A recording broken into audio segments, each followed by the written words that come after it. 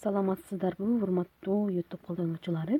Бүгүн мен сиздерге үй шартында казанды кантип агартуу боюнча видео тарттым. Анда эмесе бизге керектүү жыйынтыктар көрүп турганыңыздай пищевая сода, анан кадимки эле кир самын.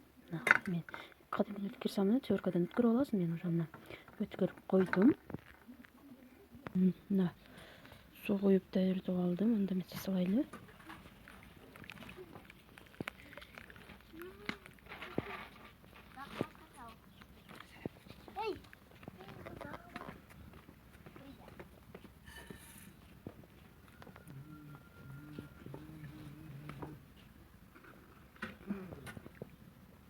Кырк 50 мүнөт кайнатабыз.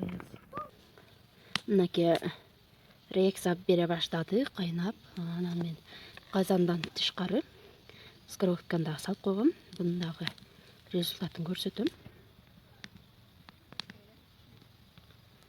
Кайнап атат. Мына мен сковородканы алдым. Результат аябай жакшы чыгып атат. Бул канча жылдык жыбылар. Сонун результаты. Мынакей кайнагандан кийин чыгарып алдым. Азыр казан жуугучу менен атайын өзүнүн каражаты менен шуап тындырып койдум. Мына азыр мына мой казан деген средство менен шуап койдум. Азыр жууп кырып акыркы результатын көрсөтөм.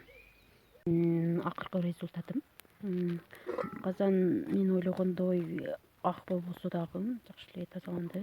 Ала-була болуп калды, бирок баарынан дагы эң жакшы сковородка аппак болуп жакшырынып чыкты. Ичи да болду, бирок оңкаттай болгон жырлар баары чыгып жаңыдай эле болуп калды.